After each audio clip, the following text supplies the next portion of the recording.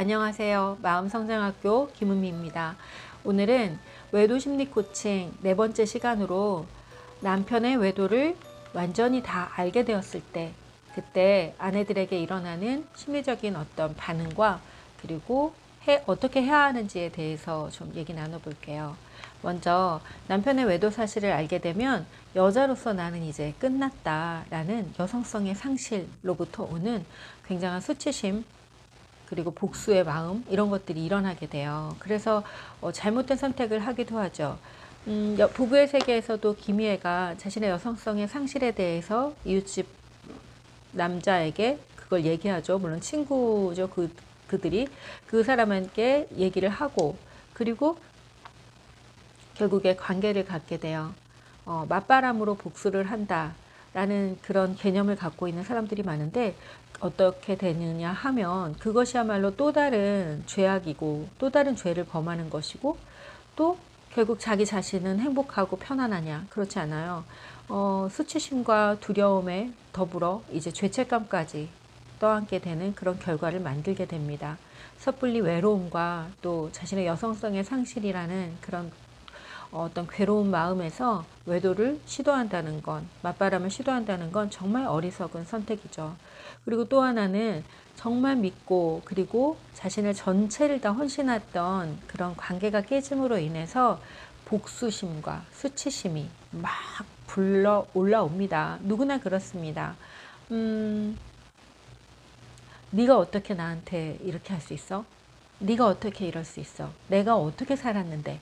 라는 그런 마음에서 수치심과 모멸감, 인정받지 못했다라는 마음, 그리고 삶의 그 모든 지금까지 선택하고 노력했던 것들이 다 송두리째 무너져 버리는 그런 어떤 마음 속에서 어떻게 해결해야 빨리 해결할 수 있을까? 어떻게 해야 여기서 벗어날 수 있을까를 생각하다 보니 그동안 자신이 알고 있었던 방식들, 그리고 세상에서 문제를 해결하는 방식들, 변호사를 찾아가고 법적인 문제들, 또 재산의 어떤 분할에 있어서 손해보지 않겠다라는 어떤 마음들이 막 빠르게 돌아가기 시작해요. 자, 그들의 지금 상태가 어떤 상태인가요?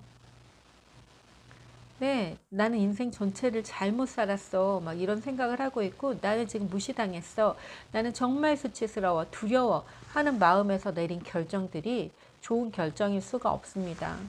자, 세 번째는 인생 전체를 부정당했다라는 그런 마음에서 나는 잘못 살았다 라는 생각들이 올라와요. 그래서 무기력, 극도의 무기력, 아무것도 하고 싶지 않은 그런 마음들이 생기고 또 우울감에 빠져들게 되기도 합니다. 또 반대로 막 그 과부하된 상태에서 내가 어떤 사람인지 보여주겠어 라는 쪽으로 가는 사람들도 분명 있어요. 하지만 대체로는 지금까지의 삶이 잘못 살았다라는 생각, 그래서 무기력과 우울을 경험하죠. 그리고 네 번째는 혼돈 상태에 빠지게 됩니다. 이렇게 열심히 살았는데도 이런 결과를 만들었다면 그러면 어떻게 살아가야 하는 거지? 내가 가장 믿었던 사람들이 나를 가장 크게 배신했다라는 그 마음에 이제 어떻게 살아가야 하는지, 어디에 중심을 두고 살아가는지에 대해서 깊은 혼돈 상태에 빠지게 됩니다. 극도의 불안과 두려움, 분노와 우울, 이런 상태에 빠졌을 때 여러분 좋은 선택을 할 수 있을까요? 그런데 놀랍게도 그런 상태에 빠진 사람일수록 당장 일주일 안에 또는 한 달 안에 결정을 내려야 돼, 이혼을 해야 돼 라는 생각을 하기 쉬워요. 지선우도 그렇게 막 아주 급박하게 돌아갔죠. 네, 부부의 세계에 나오는 지선우도 5화, 6회, 2회기 동안에 정말 놀라운 일들이 일어났었던 걸 우리가 드라마를 통해서 볼 수 있었어요. 실제로 많은 사람들이 그러한 상황에 맞닥뜨리게 되면은 뭐 한 달 안에, 1년 안에, 네, 늦어도 1년 안에 결정을 내려야 돼. 그리고 그 시간이 2년 정도 흘렀다고 한다면 이렇게 늦게까지 지금까지 뭘 하고 있는 거야? 라는 생각에 또 빠지기도 합니다. 자, 오늘 이야기를 통해서 제가 드리고 싶은 말씀이 있어요. 대체로 이런 반응들이 일어나요. 그런데 이렇게 불안하고 수치심에 떨고 외롭고 우울하고 어떻게 해야 될지 모르고 이런 상황에서 중요한 결정을 할 수 없죠. 여러분 결혼할 때 어떻게 하셨나요? 결혼할 때 정말 심사숙고하고, 그리고 이것은 뭐 신을 믿는 사람들은 하나님의 뜻이야, 하나님의 인도하심이 있었어 라고 굉장한 축복의 말들을 가슴에 품고, 그리고 의미 부여를 합니다. 이혼도 마찬가지예요. 이혼도 거기에 어떤 뜻이 있을 거예요. 이혼을 하게 되는 어떤 상황, 이혼까지 몰고 가는 그런 사건이 발생된 것에도 어떤 의미 있는 뜻이 있을 겁니다. 그런데 그것을 섣불리 두려운 마음에서, 수치심에서, 분노해서 결정을 내리고, 무 자르듯이, 도마뱀이 꼬리를 자르고 달아나듯이 그런 결정을 내린다는 것은 저는 옳지 않다고 생각합니다. 옳지 않다라기보다 조금 지혜롭지 않다라는 생각을 하게 됩니다. 제가 지금 말씀드리는 이혼의 케이스는 오랫동안 남편이 외도를 한 경우, 또는 뭐 잠깐의 외도를 한 경우를 들어서 얘기하는 거고요. 뭐 폭력이나 장기적인 폭력의 상태에 놓여 있거나 그 밖에 또 다른 문제에 대해서는 또 다른 어떤 해석이 들어갈 수 있겠지요. 하지만 이제 지금 그 부부의 세계에 나온 것과 같은 그러한 상황 속에 있을 때의 이야기를 지금 하고 있습니다.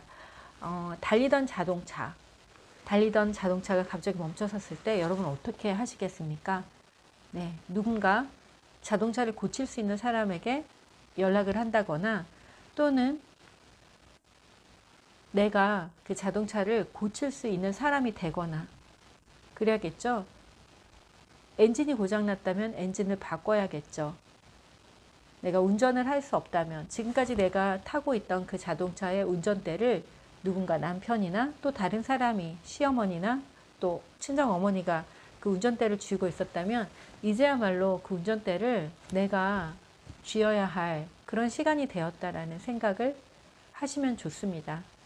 이혼이라는 것을 결정하기 전에 내 삶에 닥친 커다란 파도, 그 파도가 지금 나에게 요구하고 있는 것이 무엇인가, 그 파도를 견디고 또 그 파도를 뛰어넘고, 또는 그 파도를 올라탐으로 인해서 내가 배울 수 있는 이 삶의 지혜는 무엇인가, 우리는 그것을 생각하고 그런 선물을 받는 시간으로 역으로 생각하시면 어떨까? 역설적으로 생각하시면 어떨까? 라는 생각이 들어요. 삶에 어떤 것도 좋기만 한 것이 없고 나쁘기만 한 것이 없습니다.